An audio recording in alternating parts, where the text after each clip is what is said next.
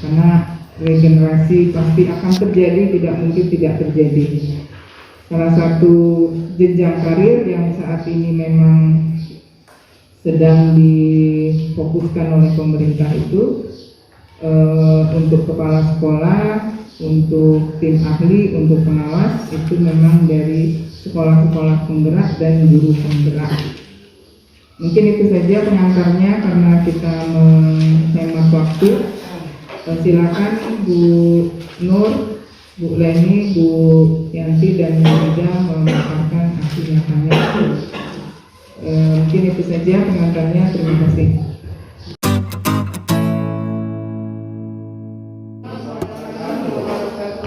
Terima kasih Bapak Ibu waktunya. Kami pada pagi ini akan menyampaikan aksi nyata kami, yaitu mengenai modul 1 dengan bagian 1.1 filosofi pendidikan PHD. Itu PHD adalah Ki Hajar Dewantara. Dan yang kedua yaitu mengenai budaya positif. Adapun saya adalah Radiwati, calon guru penggerak angkatan 4 untuk wilayah Kabupaten Banyuasin, Sumatera Selatan. Oke, adapun tujuan pembelajaran kita dengan melaksanakan kegiatan aksi nyata ini, yang pertama memahami konsep filosofis pendidikan menurut Ki Hajar Dewantara, di mana itu ada bagian 4 item, yaitu yang pertama selanjutnya pendidikan yang berpihak kepada peserta didik, merdeka belajar, adu rasa bermain, dan pendidikan budi pekerti. Ya, karena kita tadi seperti saya sampaikan di awal tadi, karena kami di sini ada 4, oleh karena itu kami berbagi materi. Jadi nanti semua materi akan tersampaikan dengan masing-masing dari anggota CGP yang lainnya.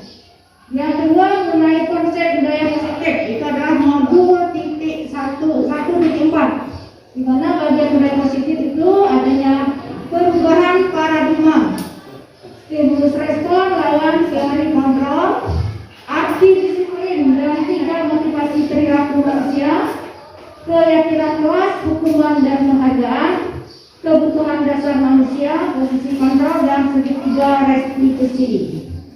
Ya, saya akui ini sebagai calon guru penggerak bagi kami merupakan materi yang baru. Ya, walaupun pada dasarnya kita semua mungkin sudah melaksanakannya, tetapi setelah mengikuti kegiatan ini, oh ini yang saya lakukan ini ternyata namanya kegiatan misalnya segitiga restitusi dan seterusnya. Ya, untuk lebih jelasnya nanti ya, kami akan memaparkan dengan tadi pembagiannya yang sudah kami atur bersama-sama sebagai calon guru penggerak. Oke, next. Nah, di sini saya mengambil yang pertama itu tadi pendidikan yang menuntun.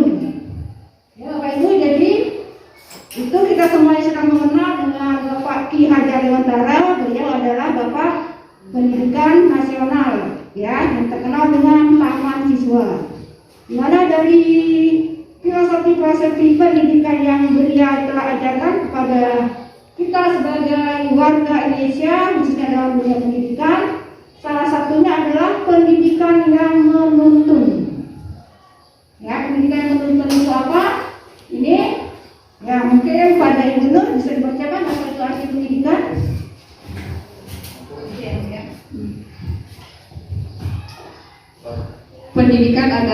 Pendidikan adalah menuntun segala kodrat yang ada pada anak-anak agar mereka dapat mencapai keselamatan dan kebahagiaan yang setinggi-tingginya, baik sebagai manusia maupun sebagai anggota masyarakat. Ya, ya itu ya Bapak Ibu, pendidikan menurut filosofi Ki Hajar Dewantara. Di sana saya garis bawahi, saya titik tebalkan itu adalah kata menuntun. Ya, jadi yang perlu kita garis bawahi adalah menuntun. Nah, menurut Bapak Ibu apa arti menuntun tersebut? Ada yang punya ide, memberikan pendapat? Apa maksud dari menuntun? Ya, ya bisa merah, membimbing. Ya, boleh mereka? Mendampingi, mengarahkan. Ya, apalagi ada lagi pendapat lain? Pak Firman mungkin? Mengajak. Ya, menuntun apa Pak Firman? Menurut pendapat Pak Firman? Mengarahkan. Ya, jadi semuanya sudah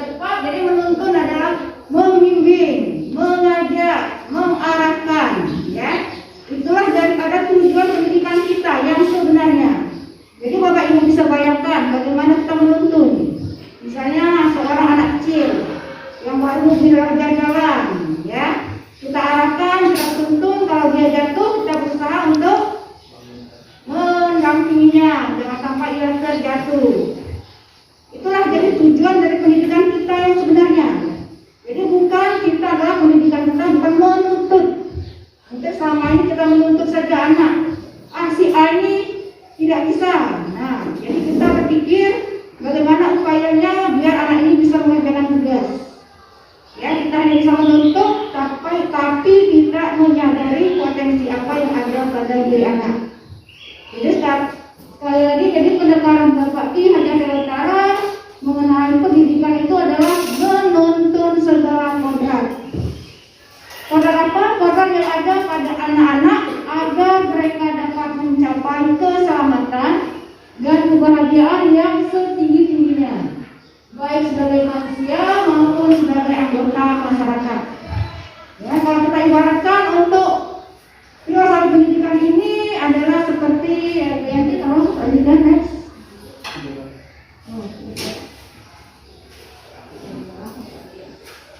Ya itu, ya kita ibaratkan seperti kita sebagai tukang kebun atau petani. Ya, di mana seorang petani itu kita sebagai petaninya, tukang kebunnya, dan anak adalah sebagai benihnya. Jadi dari benih itu misalnya petaninya kita menanam jagung. Dari jagung itu mungkin jagungnya kualitasnya tidak bagus. Tapi dengan kita sebagai petaninya kita memberikan lahannya, memberikan pupuk, memberikan pengairan yang lengkap, ya silakan berat. Kemudian kita merawatnya sehingga bibit tersebut akan menjadi bagus. Ya itu mengibaratkan. Jadi sebagai benihnya mungkin sekebalikannya, benihnya bagus, tetapi kita sebagai petaninya tidak merawatnya, tidak menuntunnya dengan baik, yang bagus tadi kemungkinan tidak akan jadi lebih baik. Ya itu jadi diibaratkan dengan kegiatan kita sebagai guru, di mana kita sebagai guru, anak-anak ini merupakan benih kita. Mereka belum mengetahui atau anggap saja mereka adalah hal-hal yang belum diketahui pada diri mereka. Nah, selaku kita sebagai guru, bagaimana mengarahkan anak tersebut? Mengarahkan anak tersebut karena kita menyadari semua bahwa anak-anak kita memiliki karakteristik dan potensi. Setiap anak memiliki punya potensi dan karakteristiknya masing-masing. Jadi kita tidak bisa memaksakan, misalnya si A, dia hobi olahraga. Tetapi kita mati-matian, saya selaku guru bahasa Inggris mengajaknya untuk bisa bahasa Inggris. Itu sementara dia sendiri haknya pengennya dia minatnya di olahraga. Jadi kita sebagai guru di sini cukup menuntunnya. Karena memang bahasa Inggris adalah pelajaran yang wajib diikuti, kita berupaya dia bagaimana bisa mengikuti pelajaran dengan baik. Tetapi kalau memang dia tidak bisa, ya itulah kodratnya, ya Bapak Ibu. Jadi menuntut anak didik kita sesuai dengan kodratnya.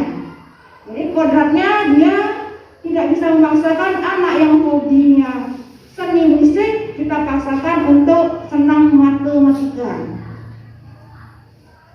Ya itu jadi konsepnya Bapak Ibu.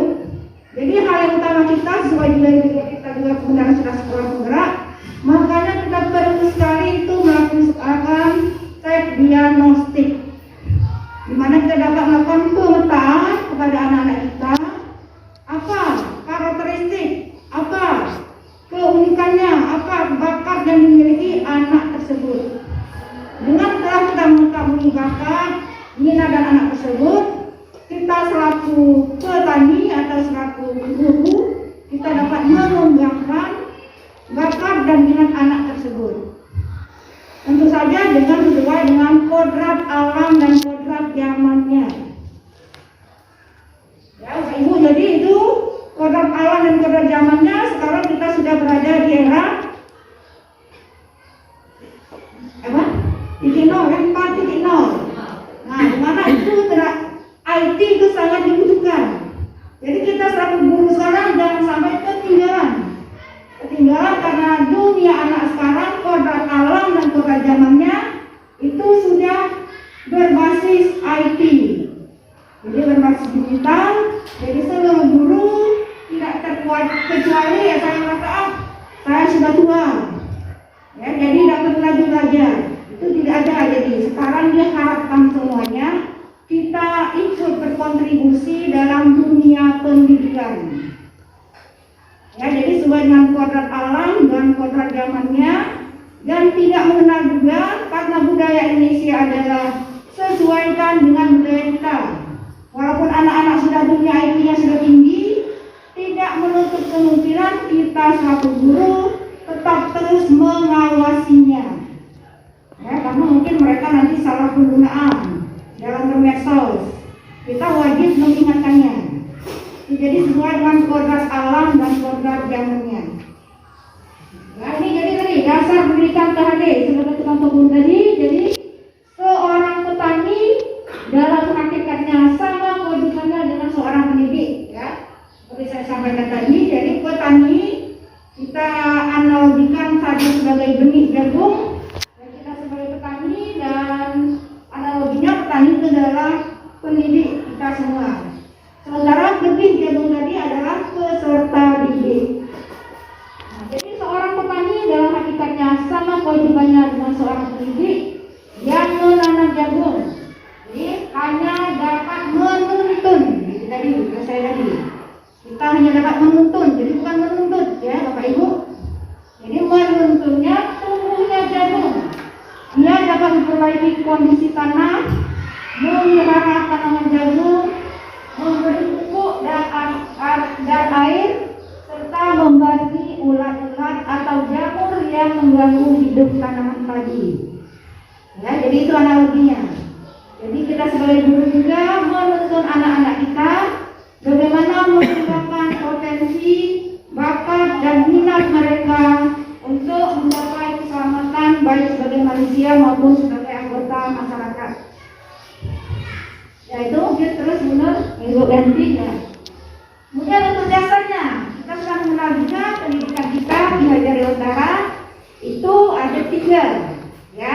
Yang sangat terkenal yaitu Ing Warso Sungkodo, Ing Wadia Mangunkarsa, Tutwuri Handayani.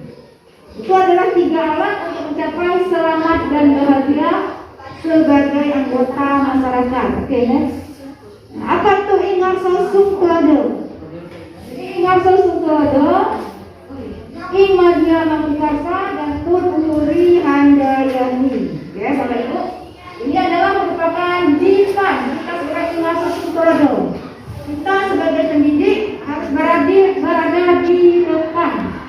Di depan sebagai pemimpin yang harus memberikan suri teladan. Jadi kita semua berusaha menjadi teladan minimal bagi diri kita sendiri terlebih dahulu. Kalau kita sudah menjadi teladan, mudah-mudahan nanti teman-teman dan kawan-kawan kita yang lain bisa mengikutinya. Jadi sebagai Ing Warso Sungkodo, jadi berada di depan sebagai pemberi teladan atau memberikan contoh yang baik. Selanjutnya Ing Wadia Mangunkarsa. Ing Wadia Mangunkarsa itu kita sebagai pendidik selalu berada di tengah.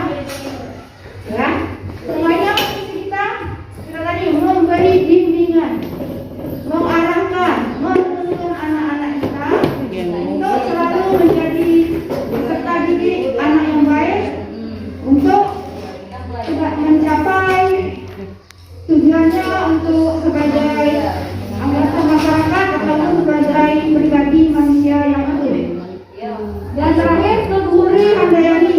Tutwuri Handayani ini sudah sebagai simbol kita yang punya pendidikan Tutwuri Handayani yang mengerti bahwa di belakang kita selalu memberi dorongan. Jadi Ing Warso Sungkodo itu kita berada di depan sebagai memberi teladan. Ing Wadia Mangunkarsa kita berada di tengah sebagai pembimbing. Dan Ing Tutwuri Handayani di belakang kita memberi dorongan. Jadi kita dalam setiap waktu, setiap saat, setiap kesempatan berperan sebagai 3 tersebut. Ya, itu mungkin tambah untuk kegiatan modul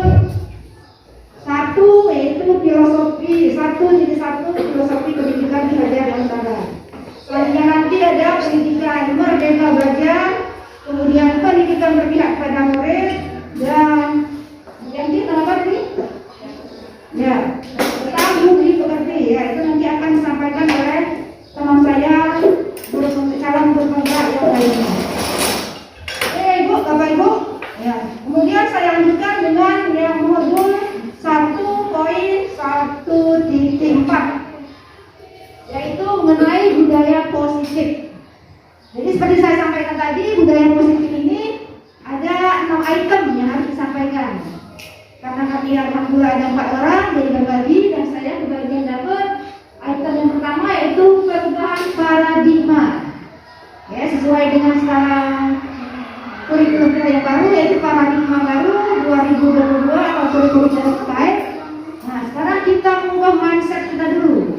Paradigma kita itu dengan perubahan paradigma, stimulus respon lawan teori kontrol. Dan bagian kedua saya mengambil aksi disiplin dan 3 motivasi perilaku manusia. Sebelum saya mulai kegiatan ini, saya minta kesediaan teman-teman untuk menulis. Ya, di sini ada beberapa kertas, mungkin saya minta tolong berapa bagian. Ya, bagikan antara satu bagi berapa ya? Hilang-hilang ya. Jadi satu dapat, satu tidak. Ya, itu ada kertas, nanti saya minta kepada Bapak Ibu untuk menulis apa saja yang Bapak Ibu ingin tuliskan. Terserah ya. Jadi yang dapat kertas silahkan kalian menulis. Tulisannya terserah.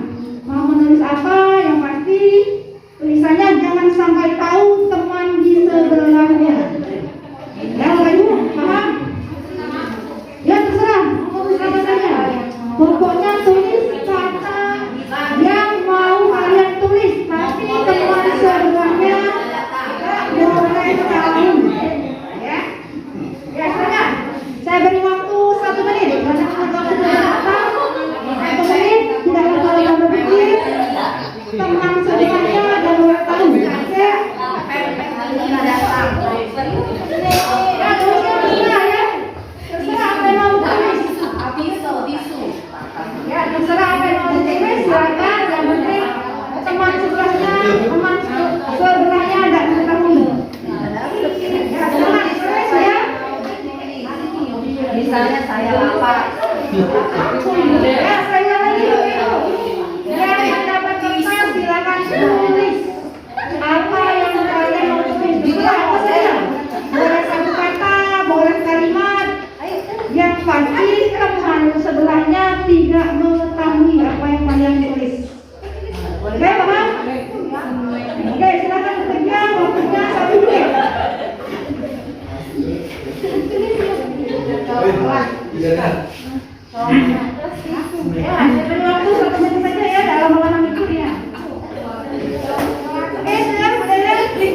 Ya, kalau sudah semuanya sudah menulis. Nah, silakan. Kalau semuanya sudah menulis, silakan tulisannya digenggam kuat-kuat. Oke, seluruhnya yang punya kertas, saya minta kalian menggenggam apa yang sudah ditulis tadi. Ya, silakan. Sudah? Ya, kalau sudah digenggam, teman sebelahnya silakan berusaha bagaimana bisa mengambil bentuk tulisan dari halaman tadi. Silakan, mau menuju atau memberikan langsung, ya. Itu tergantung dari temannya yang menulis. Ya. Nah, silakan.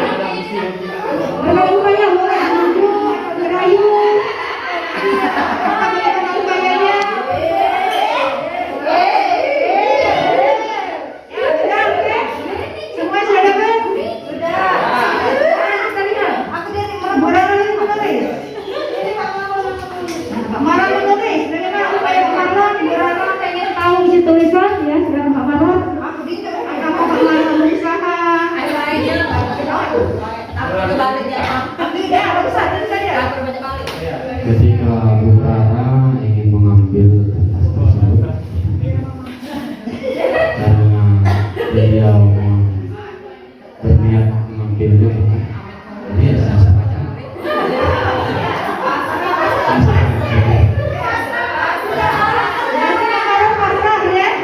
Dia tidak apa-apa mau menyerahkan kepada Ibu Rara karena dia lihat Ibu Rara mungkin membutuhkannya. Oke, Ibu Esti ada tulisan tadi? Ibu Esti, oke, Ibu Esti. Ibu Esti tadi mempertahankan atau tetap menulis ya? Memberikan pada silakan Bu Esti. Ada diminta dikasih. Ini yang Assalamualaikum warahmatullahi wabarakatuh. Mbak Nanti tadi nak mintanya aku tidak lemak, lah berkawan lama. Jadi kasih komen. Oke. Ya, jadi Ibu Esti memberikan karena ada kelemahan sama Bu Esti Reni, ya. Ya boleh. Sekarang Ibu Rabika dengan Ibu F. Apa tadi? Silakan. Pak Firman.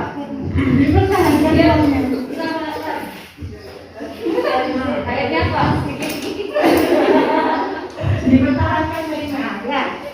Pak Firman. Oke ya, saya sampel 3 orang saja ya. Jadi dari Pak Marwan tadi, Pak Firman. ya boleh, sama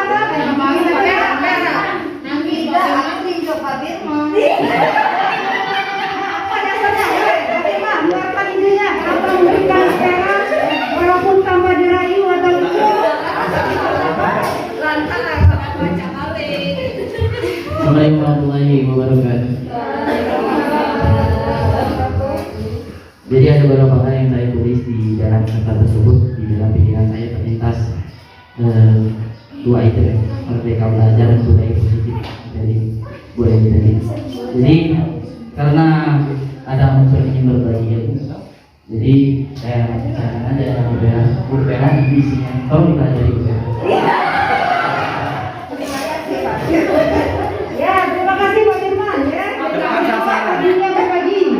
Ya, mudah-mudahan nanti kedepannya bisa mengikuti kegiatan CGP dan kita sama-sama berkolaborasi untuk membantu SMA 1 Sumbawa.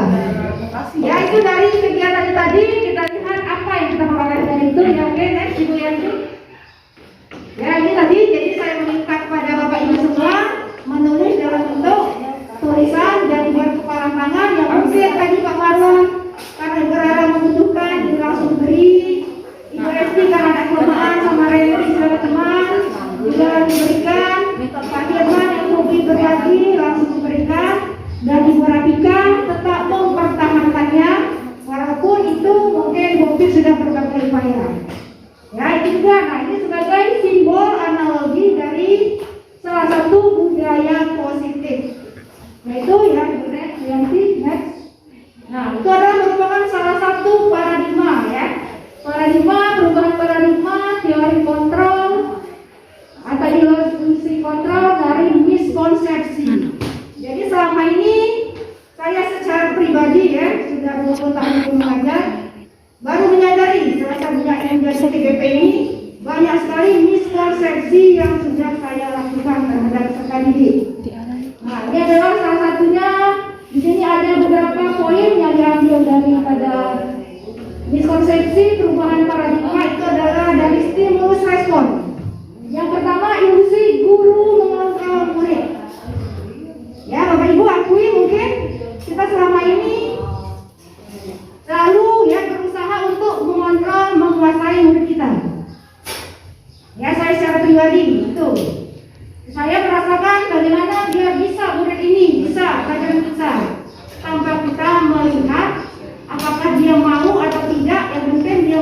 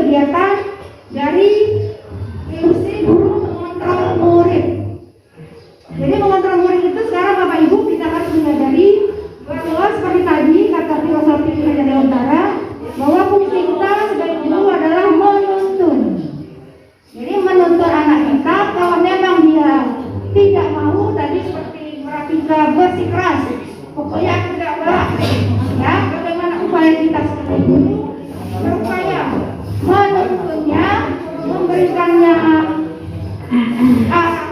agar bisa belajar bersama-sama. Ya, itu jadi untuk mengontrol kita sebagai guru mengontrol murid.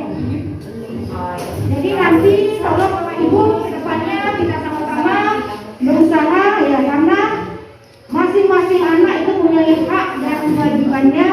Haknya untuk memperoleh pendidikan, tetapi kita selaku guru berusaha menuntunnya supaya mungkin menjadi benih yang baik. Jadi manusia yang selamat, baik sebagai manusia maupun sebagai anggota masyarakat. Yang kedua, institusi yang kedua, institusi yang kedua adalah kritik. Ya, ini miskonsepsi juga.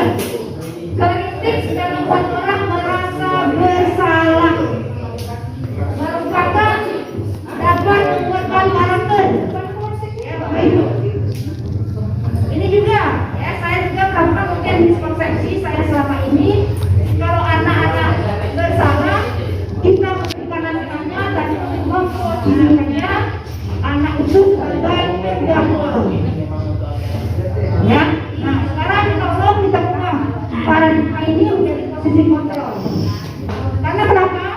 Dengan membuat orang merasa bersalah, itu anak-anak tidak akan merasa dirinya minder.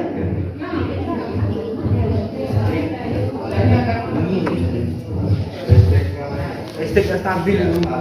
Oh, listriknya stabil loh. Mau lihat kipas udah. Yo langsung stabil.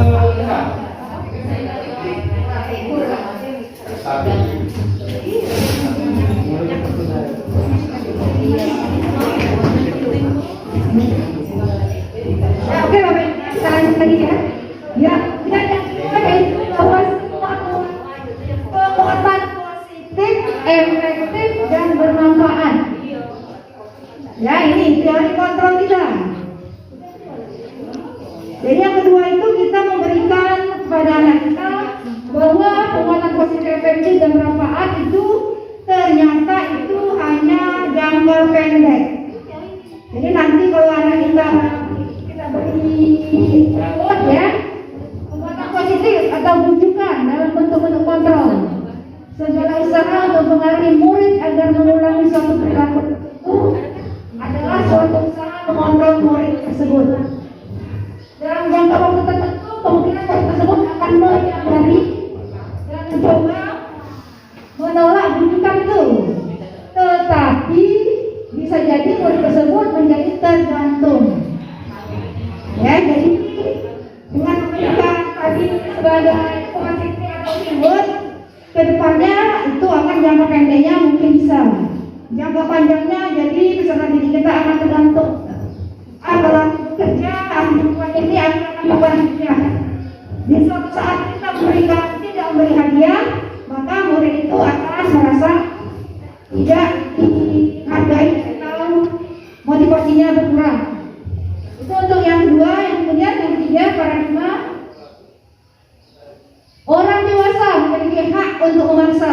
Ya, kita juga sebagai guru, karena kita di kelas merupakan sebagai orang yang tua, kita jadi berhak memaksa anak kita bagaimana dia harus usaha, bagaimana dia bisa mengikuti pelajaran dengan baik, bagaimana dia mendapatkan nilai baik tanpa melihat potensi atau minat yang dimiliki peserta didik.